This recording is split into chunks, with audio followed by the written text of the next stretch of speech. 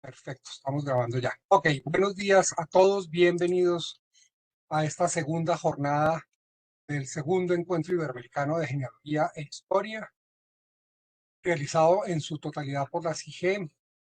Estamos en unos temas bien interesantes, cuyo lema final es compartiendo nuestro origen, familia, cultura y tradición entre América y Europa. Ayer ya tuvimos un primer encuentro con grandes ponentes y hoy nos encontramos con la médica María Emilia Naranjo Ramos, a quien voy a pasar a presentar en este momento. Y posteriormente, entonces, María Emilia, te daré el paso para que tú hagas tu presentación. Recuerda que tienes 30 minutos para tu ponencia desde que el momento en que yo te dé el paso. Y de todas maneras, faltando 5 minutos, yo te avisaré que te quedan 5 minutos. Bien. Muy bien. María Emilia Naranjo Ramos es nacida en Colombia, aunque ha vivido también en Chile y los Estados Unidos, y actualmente se encuentra radicada en Valencia, España, con su familia. María Emilia es médica y cirujana, con máster en Administración en Salud, y cursa actualmente un máster en Gerontología y Atención Centrada en la Persona, y su vida laboral ha transcurrido en el sector sanitario. En cuanto al campo de la genealogía e investigación de familias y de historia familiar, comenzó desde su adolescencia dando datos familiares y tuvo una página web llamada Raíces Paisas y un blog llamado Encantamiento Genealógico, en el cual amplió su campo de investigación a otros muchos más. Aquí hago el comentario, por ejemplo, el tema del ADN, del que seguramente vamos a poder hablar un poco más adelante. Ha sido miembro en distintos momentos de agrupaciones de genealogía colombianas, tales como la Asociación de Genealogías del Gran Cauca en Cauca, la Asociación Colombiana para el Estudio de las Genealogías, la Academia de Historia de Córdoba, la Academia de Historia del Sinú, el San Jorge y las Sabanas, y la Academia Colombiana de Genealogía. Terminó recientemente un diplomado en genealogía, heráldica y nobiliaria de la Real Asociación de Hidalgos de España y actualmente participa en un grupo de genealogistas en Valencia. A nivel internacional, es miembro de la International Society of Genetics Genealogy y fue fundadora del grupo Colombia ADN, Genealogía y Genética, y en redes sociales cuenta con una cuenta en el antiguo Twitter, hoy llamado X. La encuentran con el loco, con el seguimiento raíces y gen, ambas iniciando con letra E en mayúscula. Muy bien, María pues ha sido ponente y asistente en muchos eventos y congresos de genealogía, y estamos pues muy contentos de contar contigo, con tu presencia, María Emilia. Entonces, somos tu auditorio. Nuevamente le damos la bienvenida a todos los asistentes. Rogamos mantener sus teléfonos, perdónenme, sus micrófonos en off, cerrados permanentemente. Y la palabra me la podrán solicitar a mí por el chat o levantando las manos virtuales, y paulatinamente yo les iré dando acceso para que puedan hablar con nuestra ponente. María Emilia, muchas gracias, bienvenida y somos tu audiencia. Bueno, muchas gracias. La idea de esta presentación es no solamente mostrar una genealogía de una familia, sino cómo se va avanzando para estructurar esa historia de esa familia, que en este caso son los Fernández de Castro, tanto en España como en América. ¿Cómo surgió la inquietud? Un tío mío, Calixto Mejía Castro, mi tío Cali, que vivió en Valledupar, él ya falleció, me contaba cosas de allá, de Valledupar, de donde salió la música vallenata, y Carlos Vives es su mayor expositor, siendo él Samario. La ciudad de Santa Marta, para tener un contexto de la región e histórico, fue fundada en el año de 1525 por Rodrigo de Bastidas. Posteriormente, Cartagena de Indias fue fundada en 1533 y Valledupar, que se llamó originalmente la ciudad de los reyes del Valle de Upar, por el cacique de Upar en 1550. La provincia de Santa Marta comprendía también todo este territorio que actualmente es el departamento del Cesar, que fue fundado muy recientemente en 1967. Entonces, empezamos a hablar de lo que es la tradición oral y la documentación en fuentes secundarias. Entonces, mi tío me iba contando de sus papás, de sus abuelos, de sus bisabuelos, del primo que ha averiguado tales y cuales datos. Además, creo que en casi todos los países salen revistas hablando de las principales familias de ciertas regiones. Entonces, tenemos también que la revista de Colombia Jet Set, en Grandes Familias de Colombia, hablaba de los Castro de Valledupar y que el primero en llevar el apellido Castro a la provincia fue don José Manuel Fernández de Castro, que llegó por la época previa a la independencia. Otras fuentes secundarias son, por ejemplo, los libros. Entonces, yo consulté a los libros de Alfredo Mestre Orozco, como El Padre Valentín. Él tiene más de un libro, pero pues este fue el primer libro que él publicó de una descendencia de un sacerdote, de donde todas las principales familias vallenatas provienen. Y directamente con él también tuve contacto. Él en sus libros con mucha frecuencia transcribe las partidas de bautismo que él ha encontrado en sus investigaciones en las parroquias, en los archivos parroquiales, o a partir de ellos va sacando la ascendencia o la descendencia, ¿sí? de las personas de la región. Hablando de los Fernández de Castro, precisamente dice que procedían de Santa Marta y que el que llegó fue José Manuel Fernández de Aguilera, hijo de José Manuel Alonso Fernández de Castro y doña Catalina Pérez, que se casó con María Concepción Loperena Ustares. Entonces, José Manuel Fernández de Castro y Aguilera y María Concepción Loperena, ambos eran hijos de militares españoles. Estábamos hablando de que en esta época formábamos parte del Reino de España. Otra fuente secundaria que a mí me gusta mucho consultar son los trabajos de grado, los trabajos de maestría, porque realmente se dedican a un puntico en especial y hacen unas investigaciones interesantes. Los tutores generalmente son historiadores, es decir, toda la producción de conocimiento se da en las universidades. Me gusta mirar las bibliografías de los libros y de las tesis y todo esto. Entonces encuentro que busco qué archivos consultaron, ¿sí? El Archivo General de la Nación, que es el que vemos a la izquierda, el Archivo General de la Nación, que tiene su clasificación, se consulta de tal manera. El Archivo de Indias que está ahorita accesible en pares, y pues libros también que toman para las bibliografías, así como las partidas de bautismo, ¿sí? Originales muchas veces, que se piden, no las transcritas y eso.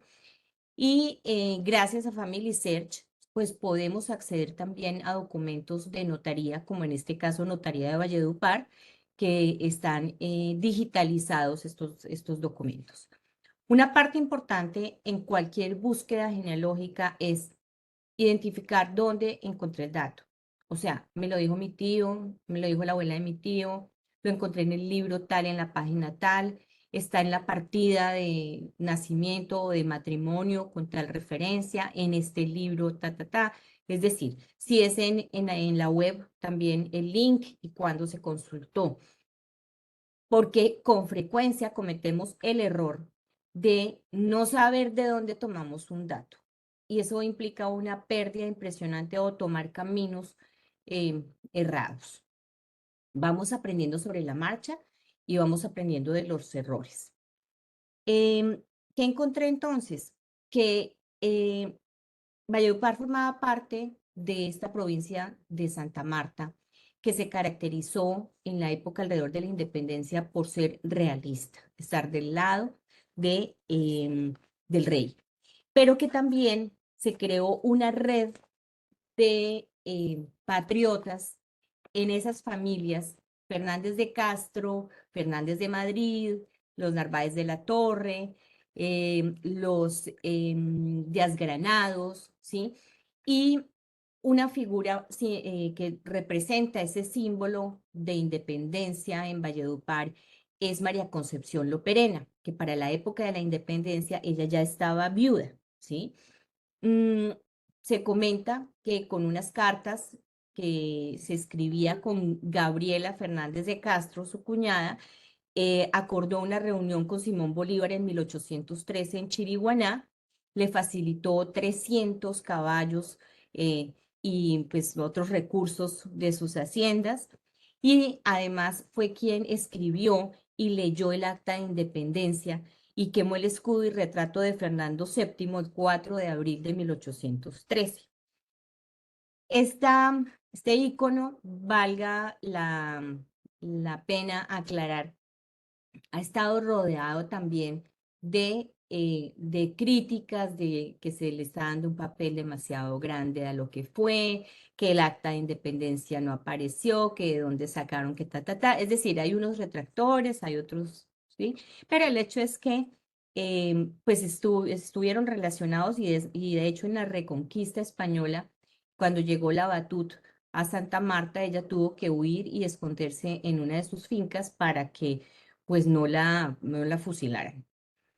Una fuente importante de genealogías es la de Gilberto Díaz Granados, que publica regularmente y va actualizando su genealogía Díaz Granados. Entonces, de allí he tomado, en esa investigación inicial, tomé unos datos de José Alonso Fernández de Castro y Aguilera, que fue hijo de Nicolás Alonso Fernández de Castro. Refiere que fue bautizado en Madrid el 22 de mayo de 1683, que era contador oficial real de las Cajas de Santa Marta, y su esposa Josefa Bermúdez. Habla que Nicolás Alonso fue hijo de Antonio Alonso de Castro, caballero de Santiago, y doña Lorenza de Aguilera. Em, en su bibliografía refiere diferentes documentos, unos de esos precisamente de Miguel Wenceslao, ¿sí? Y obviamente pues de archivos. Recordemos el momento de que estamos hablando aquí ahorita, ¿sí? Lo que era el Nuevo Mundo en 1784, ¿sí? Que formaba parte la provincia de Santa Marta del Virreinato de la Nueva Granada, ¿sí? Casi todo el continente pues era español. Y después se fueron independizando los diferentes países, conformó la Gran Colombia con Venezuela, con Ecuador, en 1830. ¿Qué descubrí? Resulta que un hijo de la Loperena, ¿sí? Casado, acuérdense, con este Fernández de Castro, con José Manuel Fernández de Castro y Aguilera. No he sabido por qué razón, después de la independencia, fue a parar a Francia. Y allí se casó con Teresa Ortúzar Montt, que era de una familia chilena de la época importante. Sus hijos nacieron allá. Entonces, unos de sus hijos eran Carlos de Castro Ortúzar, que fue miembro del Congreso de Chile, fue diputado en Chile, ocupó unos pues, poderes por la provincia de Yanquihue, que es la región al sur de Chile, la región de los lagos. Él representó como diputado a esa provincia. Falleció, como casi no se alcanza a leer, pero pues esta partida de funciones de Family Search, que dice colombiano, sus padres, y que falleció allá en Santiago. Habla que su papá José María de Castro, su mamá Magdalena Díaz Granados. Sus hijos nacieron Pedro de Castro y su otro hijo también nacieron en Francia. Y da la casualidad, que también fue una de las últimas cosas que encontré, que Diego de Castro, un sobrino, Diego de Castro Ortúzar, otro hijo, tuvo que ver en los años 20 con la introducción en España de la obra del amor misericordioso. Esa fue como un movimiento eclesiástico, un movimiento de la iglesia, pero que no pertenecía a ninguna institución, que se inició en Francia. Y a través de una tía de Diego, de la monja Elvira Ortús, se transmitió todo ese sentimiento del amor misericordioso de Jesucristo, y Diego de Castro estaba ocupando unos puestos diplomáticos que facilitaron que incluso el Papa Pío XI le diera como su bendición y su aprobación a que surgiera esta obra del amor misericordioso, que duró de 1922 a 1936, terminó con la guerra civil en España, en un momento muy crítico de España, en que también estaba inclusive debatiéndose el tema de la monarquía, separando la religión de la política, etcétera. Pues resulta que un Castro Ortúzar tuvo que ver con su tía Ortúzar en ese fenómeno que influyó también en el creador del Opus Dei. Bueno, volvemos entonces a el primero del linaje, que fue don Nicolás Fernández de Castro y Aguilera. En Family Search salen unos datos, las fuentes, digamos, no están directamente, yo me puse a verificar y encontré que, por ejemplo, hablaban de cuentas de la construcción de la catedral. Miré en el Archivo General de la Nación y efectivamente sale Nicolás Fernández de Castro y Aguilera, contador de Santa Marta, que representa el manejo de los bienes de Santa Cruzada y continuidad de la construcción de la catedral. Esta es la firma de don Nicolás Alonso Fernández de Castro y Aguilera. Y encontré unas partidas de bautismo que, que pues confirmaban su existencia allí. También encontré en el Archivo General de la Nación unos documentos firmados por el rey Felipe V, quien fue el primer rey Borbón, que originó la Guerra de Sucesión.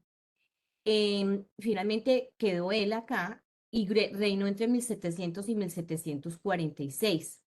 Y de acuerdo con ese documento que el rey le envió al capitán don Nicolás Fernández de Castro y Aguilera, contador oficial que fue de la Real Hacienda en la ciudad de Santa Marta, como dice el documento original, más o menos deduzco que él vivió entre 1707 y 1760 acá en Colombia, y parte de eso, casi 30 años, vivió en Cartagena, porque Santa Marta en ese momento era una ciudad asediada por un lado, por el mar, por los piratas, y por tierra, por los indígenas y chimilas que, que quemaron muchas veces Santa Marta. Decía, cuando él pidió permiso para irse a vivir a Cartagena, decía que el clima era muy malsano para él y para su esposa. Continué la búsqueda de Nicolás Fernández de Castro y encuentro homónimos, ¿sí? Tenían que ver con Burgos en épocas un poquito anteriores, 1632, principios de 1600, pero todos se llamaban Nicolás Fernández de Castro. Se repiten muchos nombres con todos estos Fernández de Castro y siempre alrededor de Burgos. Entonces eso es algo que también uno se encuentra con frecuencia. No es el primer Nicolás de Castro que aparezca, sino pues que hay que mirar, contextualizar todo esto. La pista que me dio el testamento de José Manuel Fernández de Castro y Aguilera es que en su testamento declara que por legítima sucesión soy poseedor de dos mayorazgos heredados de mis antepasados, los cuales subsisten en España, el uno en la ciudad de Burgos y el otro en Ciudad Real. En esa época, Burgos pertenecía a Castilla la Vieja y Ciudad Real a Castilla la Nueva. Entonces comencé a buscar en pares quiénes hay Castro y Aguilera relacionados con Ciudad Real. Encontré a Antonio José de Castro y Aguilera, natural de Ciudad Real. Había fuentes secundarias que me decían que los padres de Nicolás eran Antonio de Castro y Ana de Aguilera Treviño.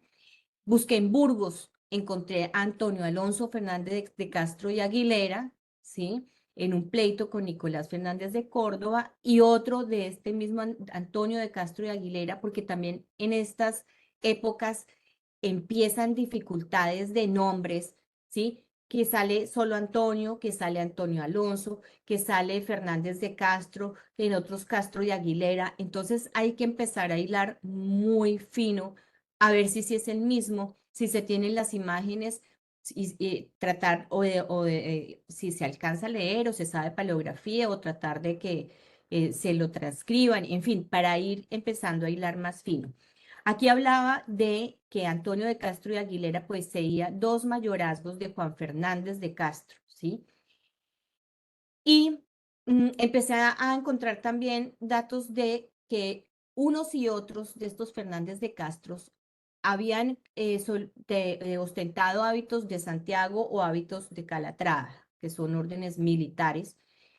Y encontré que Juan Alonso de Castro, que tenía el hábito de Calatrava, casado con doña Mariana Jerónima de Baeza y Mendoza, y los abuelos eran Juan Fernández de Castro del hábito de Calatrava, con doña Bárbara Alonso Maluenda, y don Luis de Baeza y Mendoza y doña Ana María Manrique de Santo Domingo, ¿sí? Encontré unos hermanos de Nicolás que también habían ostentado la orden de Calatrava en una fuente secundaria, ¿sí? Que es la Asociación Nobiliaria Vínculo y Mayorazgo de Lemavia. ¿Mm? Y empecé a buscar también otros documentos secundarios que transcribían cosas como memorables instituciones burgalesas, el boletín de la institución de Burgos de antaño de Fernán González y una cofradía. Entonces, volvemos al tema de la charla de ayer, de las cofradías y la información importante que dan. Entonces, en todos estos documentos siempre hablan de las genealogías. Cuando se quiere acceder a estas órdenes militares, se habla de eso. Y siempre sigue sonando que el regidor perpetuo de la ciudad de Burgos y todo este tema. Entonces encontramos que Juan Alonso de Castro, sus papás eran Juan Fernández de Castro y Bárbara Alonso Maluenda.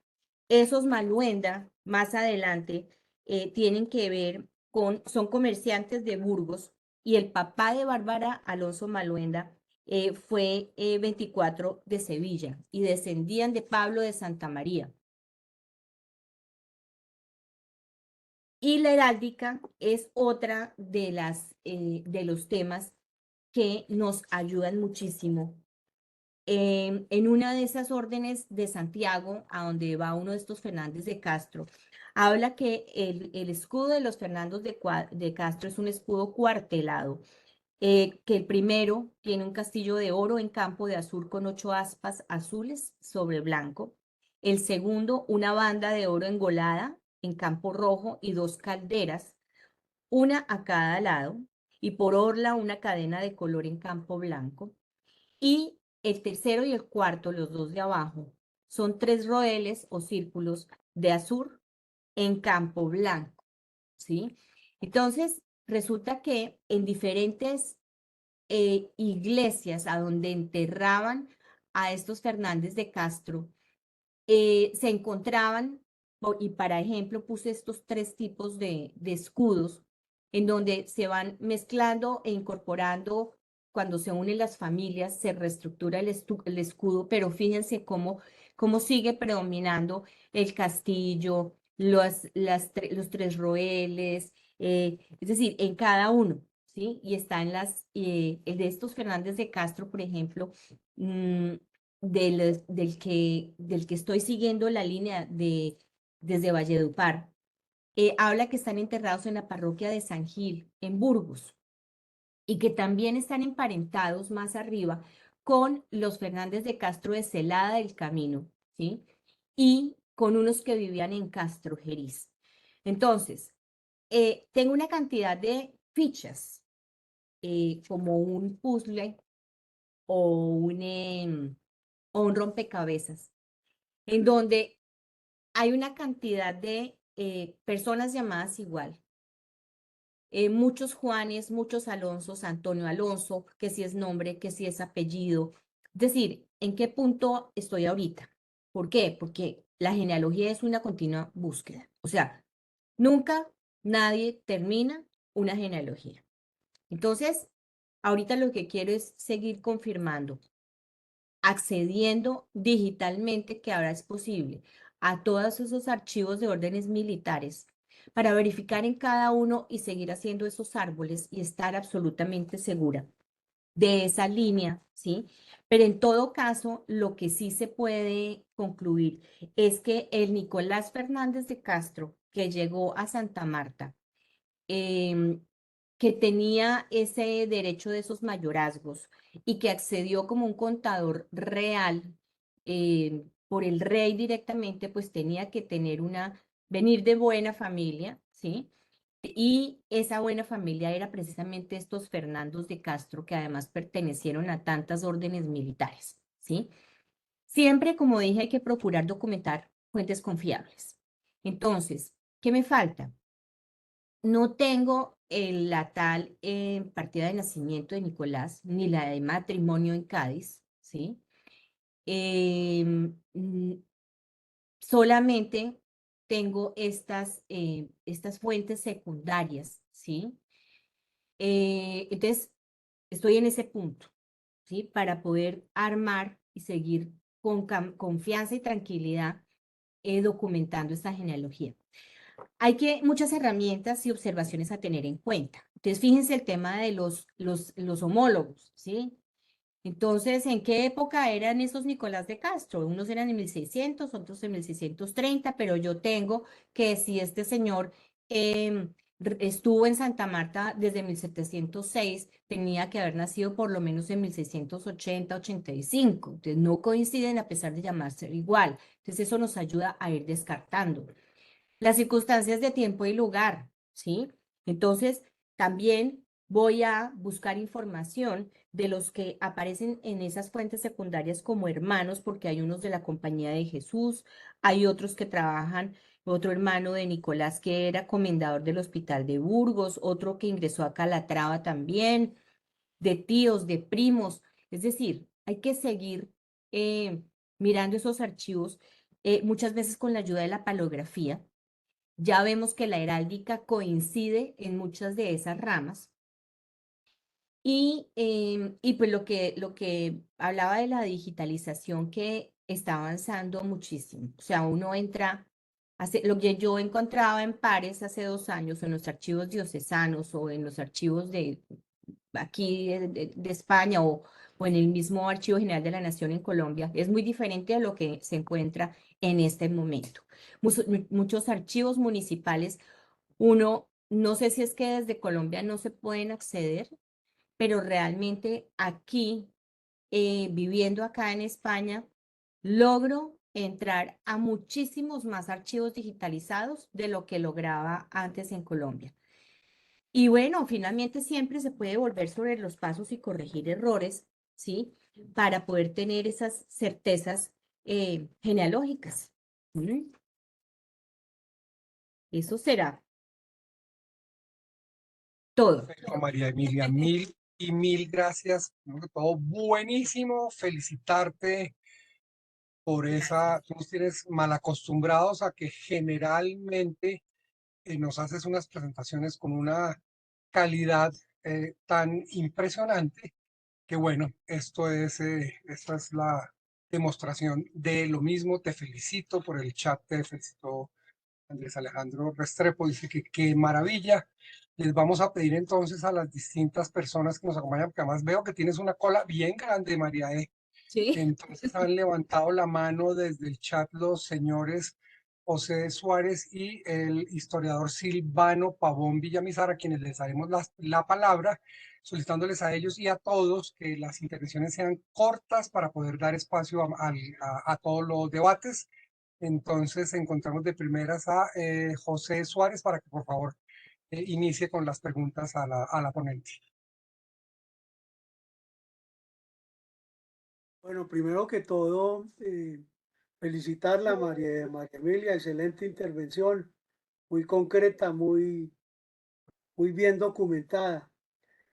Dentro de esa misma presentación que hace María Emilia, hay unas cosas que tienen un carácter muy endogámico de esta Mm, familia Fernández de Castro, que se emparenta también con unos tatarabuelos y bistatarabuelos míos, que es una familia endogámica, yo diría que por naturaleza, que son los Díaz Granados.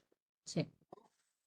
Y entonces yo me acuerdo, o mejor recuerdo también un enlace que hay a través de esos Fernández de Castro y de los Díaz Granados con la familia del libertador Simón Bolívar, que viene a través del enlace de María Francisca Pérez Ruiz Calderón y Díaz Granados, que contrae matrimonio con José Domingo Fernández de Castro y Bolívar, ¿no?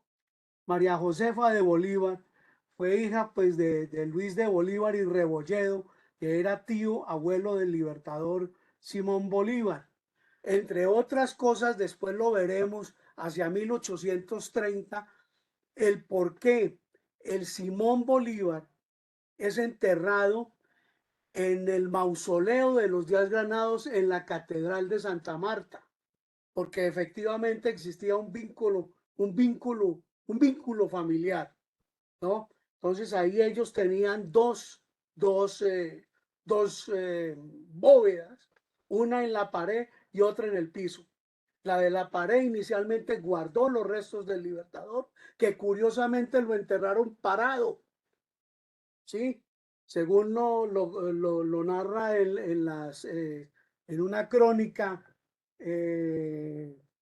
Monseñor Pérez Ruiz Calderón, ¿sí?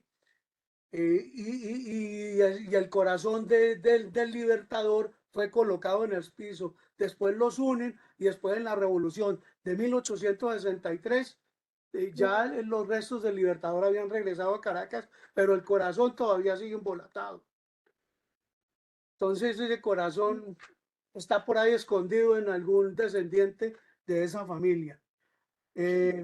También el parentesco que existe con los Fernández de Madrid, que fueron una familia muy importante. Mejor dicho, era una élite colonial que después pasó a la independencia y a la república, que siguieron con esos vínculos familiares y después cuando viajaron a Francia se emparentaron allá con los de Bengoechea, con los Suárez Fortul y con unas cantidades, con una cantidad de gente que fue a vivir a Francia.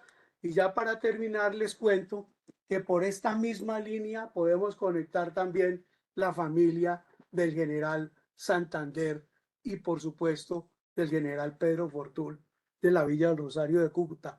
Nuevamente felicitaciones, mi querida María Emilia, ha sido muy interesante tu intervención y yo creo que de aquí en adelante nos va a dar mucho pie para seguir abriendo esa brecha que tú acabas de darnos para poder seguir en este duro trasegar de la genealogía. Mil gracias. Gracias, José. Bueno, mil gracias, María Emilia. Enhorabuena. Hay una felicitación también en el chat por Víctor Paz, que te manda un enhorabuena, María Emilia, y unos aplausos. Nos unimos a ellos. Y tiene la palabra el historiador, el señor Silvano Pavón Villamizar. Silvano, buenos días. Por favor, tu pregunta para con María Emilia. Buenos días, María Emilia. Buenos días para todos. Un saludo especial a los compañeros allá en España y a todos. Pues, María Emilia, primero que todo, pues me uno a la felicitación de José Jesús, porque en realidad es una buena presentación. Me encanta su trabajo con las fuentes, el respeto a las fuentes y a los archivos. Los historiadores tienen un objeto de trabajo que son las fuentes, la evidencia empírica, la crítica de fuentes, es el método por excelencia. Entonces, ese perfil que tú presentas de horizonte metodológico enseña mucho, llama la atención sobre algo en lo cual los historiadores estamos buscando, que se respete a las fuentes, que se triangulen, que la lectura sea seria, que las interpretaciones sean consensuadas, discutidas y demás. Eso por un lado. Y por otro lado, pues que no te preocupes por Valledupar si no aparecen las actas. Valledupar fue realista por excelencia. Santa Marta y Valledupar se la jugaron por el rey todo el tiempo. y sí ha habido una discusioncita por ahí entre historiadores locales, porque ellos quieren que el acta aparezca de independencia y quieren poner la patriota, pero ¿qué hacemos? Valledupar no fue patriota. Entonces, nos sirve incluso como otro de los tantos ejemplos para mostrar que pues, la guerra de independencia fue una guerra civil y que entonces muchas provincias abrazaron la causa del rey.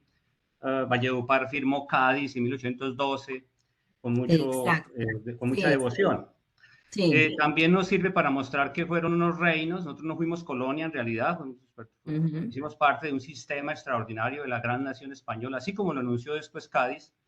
De hecho, de la Constitución de Cádiz pasaron más de 8 artículos a la Constitución de la República de Colombia en el 21. Y a propósito de la República de Colombia, tú que estás en España, vamos ya finalmente para pedirte que nos apoye con respecto al discurso, la narrativa historiográfica, pues de los historiadores aquí en Colombia, que estamos, y justamente de la frontera, Villa Rosario, que conmemoramos ahora los 200 años de la Constitución de la República de Colombia en Villa Rosario, que no hablamos de Gran Colombia en ese contexto, que la Gran Colombia en realidad no existió. La Gran Colombia es un apodo que le ponen después a ese periodo para diferenciarla, y lo hacen los historiadores norteamericanos, David Busnell, y después apareció en Nauya Rubra, y todo el mundo, los textos escolares pusieron Gran Colombia, pero la Gran Colombia no existió realmente. Entonces, afinamos un poco el tema con los contextos. De paso, pues para decirte que algo muy bonito de tu conferencia es que le va dando contexto. Así como los hechos tienen contexto, los documentos también tienen contexto, y eso forja la verdadera comprensión y reconstrucción de un pasado pues limpio, limpio de taras ideológicas, limpio de invenciones, incluso pues más adelante hablaremos de otros problemas que tienen los documentos según el rigor que el historiador le ponga. Felicitaciones, muchas gracias. Gracias a ti. Muchas gracias, María E. Muchas gracias, Silvano, por los comentarios. Siguen apareciendo comentarios, María E., por el chat. Andrés Alejandro Restrepo te manda a decir que no esperaba conocer nuevos ancestros hoy, pero qué regalo tan increíble. Gracias, María Emilia. Le iba a pedir a Alejandro que la hiciera él personalmente al aire, pero bueno, vi que la puso y no quería dejarla pasar. Bueno. Y Verónica te pregunta, dice María Emilia, felicitaciones, una pregunta sobre la línea chilena de los castros Ortúzar o Ortúzar, no sé cómo se dirá. ¿Quedó descendencia? Gracias, sí, Sí, la sabes claramente, ¿no? sí, sí, definitivamente en los libros de genealogía chilena se encuentran descendencia, y Family Search tiene también muchos registros de defunción y de matrimonio de esta familia, de esta familia.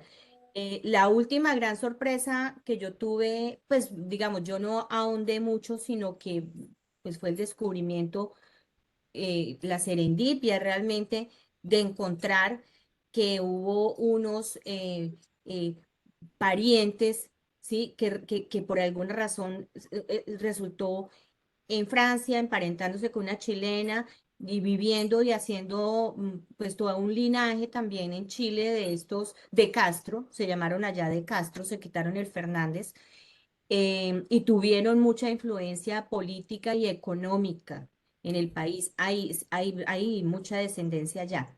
Lo que digo, se encuentra en Family Search y en genealogías chilenas.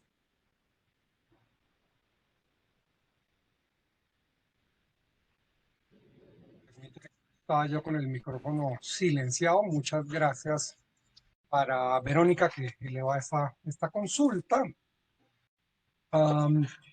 Y Andrés Alejandro nos dice, hay un Mateo Fernández de Castro que llegó a Antioquia en casi la misma época y dejó descendencia para que sigamos averiguando. Pero no sé, Andrés, si es una pregunta o si quieres que María Emilia intente contestarte algo, o si quieres, abre tu micrófono sin ningún problema.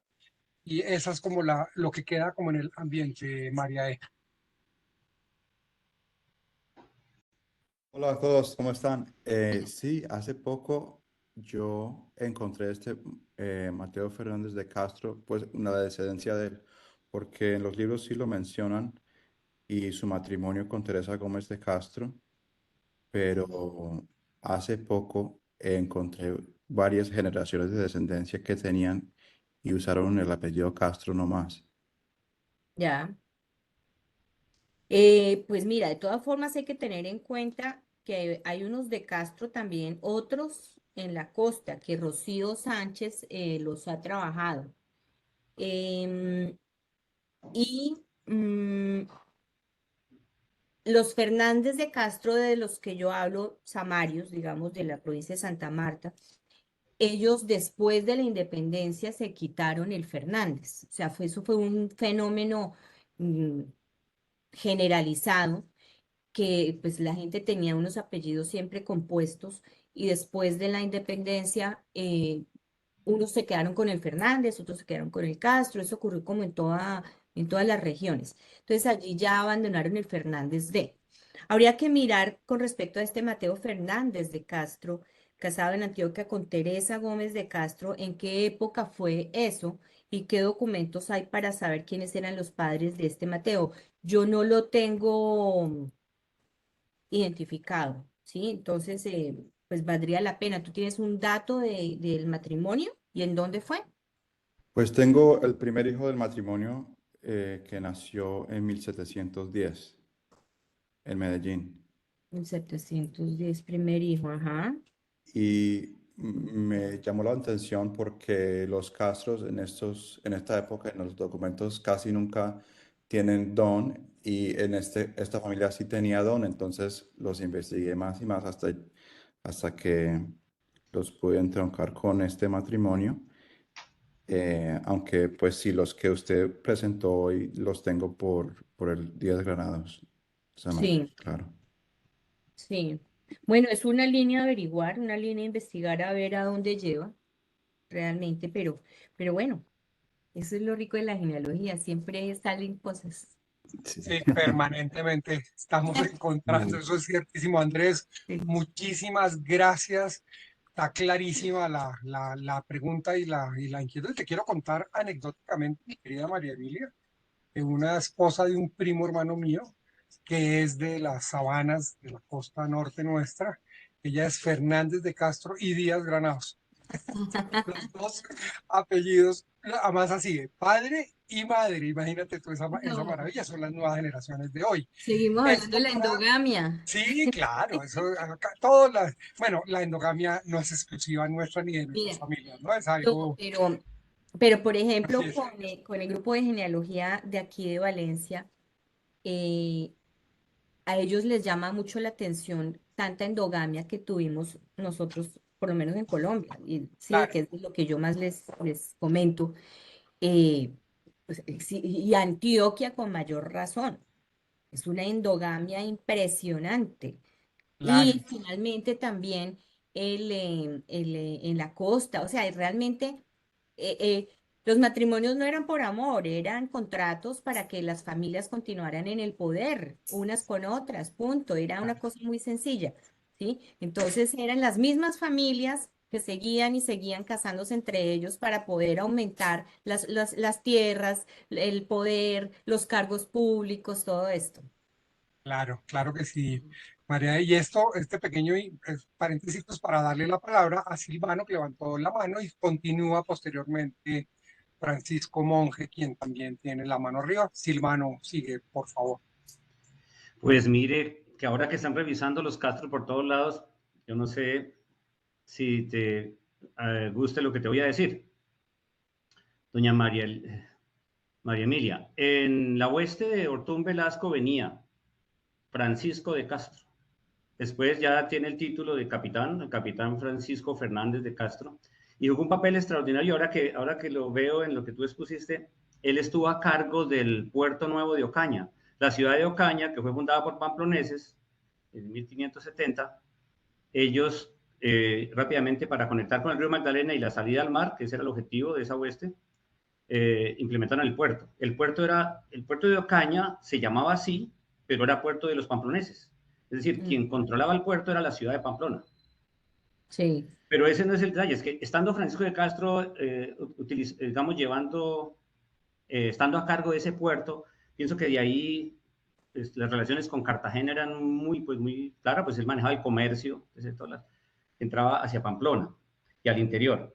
Pero hay otro detalle con los Castro, que ese ya es de las cosas que enriquecen un trabajo genealógico e historiográfico, y es que uno de sus hijos, también llamado Francisco de Castro, tuvo una relación amorosa con un joven que llegó de España, abrió una tienda de pulpería en 1608.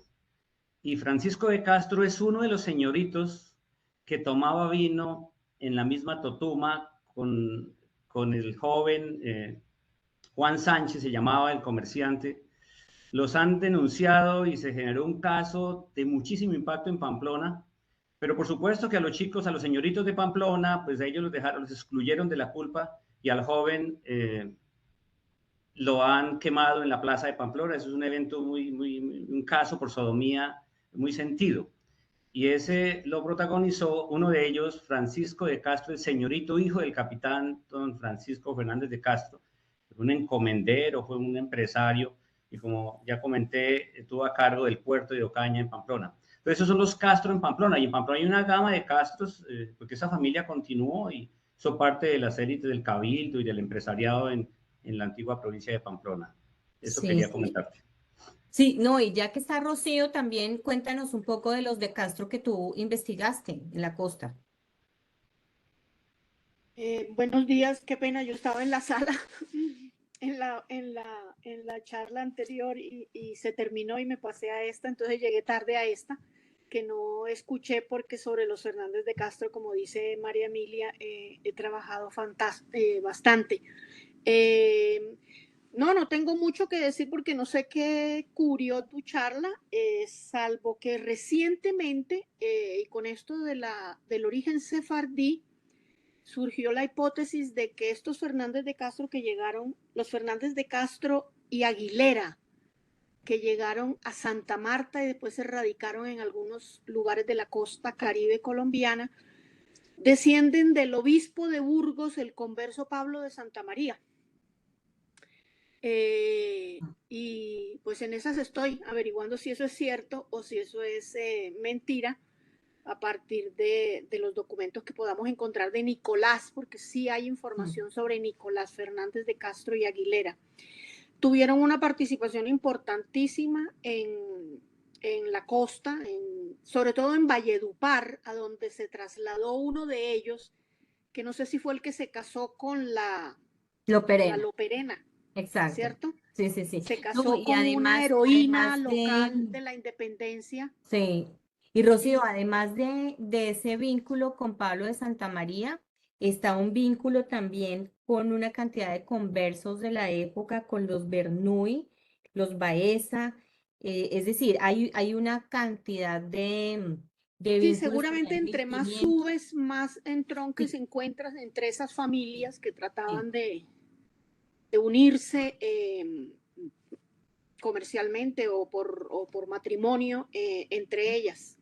Sí. Yo la verdad nunca había explorado ese origen de los Fernández de Castro, y lo estoy haciendo en conjunto con un aspirante a ingresar a la Academia de Genealogía que es de allá, Ya. que encontró por casualidad, está indexando los archivos de los protocolos notariales de Valledupar, de la notaría primera, y se ha encontrado con algunas cosas interesantes y me dijo, mira esto, ¿será posible? Y estamos mirando a ver si... Sí. Pero tú también María averiguaste se ha los de creído. Castro. ¿Cómo? Sí. Tú María también de averiguaste los de Castro barranquilleros.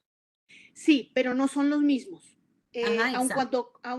cuando hay homonimia, por ejemplo, Ujú, los de Castro a secas, de Barranquilla, ujú, provienen de un Diego de Castro que nace exactamente en la misma época que Diego Fernández de Castro, nace en ujú. Santa Marta.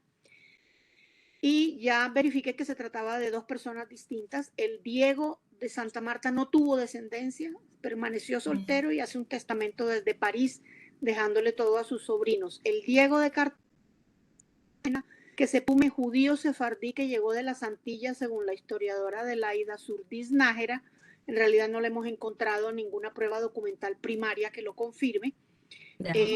aun cuando en algunas fuentes secundarias lo dan por judío, y de hecho Diego, que es un nombre que corresponde al Jacobo, digamos, hebreo, o al Jacob hebreo, hay una tumba en el cementerio sefardí de Jacob de Castro, alias Diego, que se presume es de él, pero ese es el único rastro que tenemos de su presunto origen sefardí, porque él no se casó, tuvo descendencia con una señora en Cartagena, entonces no hay partida de matrimonio, y él debió nacer o llegar a Cartagena hacia 1770. Antes de esa época es muy difícil conseguir partidas eclesiásticas en Cartagena. Entonces, y hay un Jacob de Castro en Curazao, efectivamente en la misma época, pero puede ser un caso de homonimia, no hemos podido probar que se trate del mismo.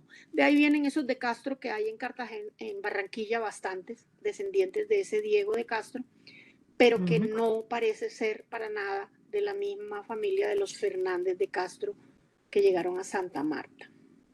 Bueno, Bien, muchas gracias. gracias a Rochi por esa, digamos, complementación tan interesante. Te recuerdo, María, que tienes todavía pendiente a Francisco Monge, que tiene la mano arriba hace rato, no le hemos dado la palabra. Perfecto, sí, Entonces, Francisco. Francisco, por favor, sigues tú con tu pregunta. Creo que será nuestra última intervención, ya en aras al cumplimiento del tiempo y al inicio de la próxima reunión. Por favor, Francisco, ¿cuál es tu pregunta? Adelante. Más que pregunta, es también un complemento.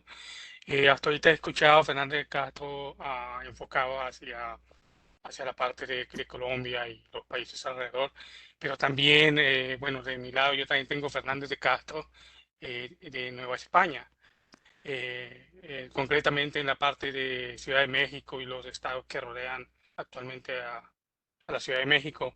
Mi conexión es con Fernando Fernández de Castro y Maldonado, que era hijo de Felipe Fernández de Castro. No tengo referencias de dónde era Felipe, simplemente tengo un dato como de fuente secundaria. Pero la mamá era Petronila Maldonado, quien era hija de residentes en Nueva España en esos tiempos. Fernando Fernández de Castro, a su vez, estaba casado con Gertrude Yaques, Antonio Gertrude Yaques, y ellos eran los padres de Juana Micaela Fernández de Castro Yaques. Aquí es donde se enlaza con mi línea que tengo más estudiada, que es la de los Campa y Cos. Juana Micaela estaba casada con Fernando de la Campa Cos y Menéndez, un descendiente de los Campa y Cos que fueron prominentes políticos, militares, ganaderos, hacendados en Nueva España. Entonces es otra rama más de Fernández de Castro. Yo no, hasta ahorita no he ido más lejos a la parte de España con esto Fernández de Castro, pero con la plática que hoy dieron me da una idea, una buena, también interés por andar un poco más. Ese era mi comentario nada más. Perfecto, ¿Has buscado Francisco. en pares? ¿Has buscado en pares y en archivos digitalizados? ¿Ese es Fernández de Castro? Francisco, ¿Mande? ¿has averiguado en pares? ¿Has investigado los archivos que están digitalizados? No he ido, como le decía, Fernández de Castro no es una rama que haya investigado a fondo, Ah, ya. pero lo voy a hacer. Sí. Y los archivos de las órdenes militares, ¿no? Que es también como en el trabajo que estoy yo, por lo que hay tantos homónimos en toda esta rama. Pero bueno, es bien interesante porque pues es decir, muchas veces también dice uno, bueno, no todos descendemos de nobles, de hidalgos, ¿dónde quedan todos los campesinos de la época, sí, de 1400 y de 1500 en España? Pero es simpático porque pues finalmente de los que más queda huella es de quienes han hecho cosas importantes a través de la historia, sin quitarle importancia a todos los demás, pero es el rastro que se puede seguir, el que quedó por un nacimiento o el que quedó por un escudo o el que quedó por un pleito, ¿sí? Entonces, es importante saber todas las fuentes a las que se puede recurrir y la alegría de que se puede acceder online a muchos de esos archivos, no solamente eclesiásticos, civiles, militares y cada vez más. O sea, es una exigencia y se redobló, yo creo, con la pandemia. Los esfuerzos han aumentado esa raíz de eso, afortunadamente. Sí, sí, no, eso sí es cierto. Pues María Emilia Naranjo Ramos, nuestra hoy súper estrella invitada, te agradecemos Gracias, enormemente Andrés. la calidad de tu investigación a la que nos has tenido, como digo, siempre muy acostumbrados, como lo rescató Silvano hace un ratico, la importancia de la fuente siempre como ese soporte en la investigación y bueno, todos los comentarios que nos han hecho. En este momento ya no nos faltan sino 4 minutos para que nos vayamos preparando para la próxima sesión. Pues ya que tengo un público cautivo tan grande aquí, pues los quiero invitar a que se queden conmigo, donde vamos a tener a la doctora María Teresa Sanuesa, perdón, que nos va a hablar pues, de un tema muy interesante y pues será muy bonito si nos pueden acompañar. Muchas gracias María Emilia y muchas gracias a todos por la participación el día de hoy. Muchas gracias a todos por su asistencia y sus comentarios.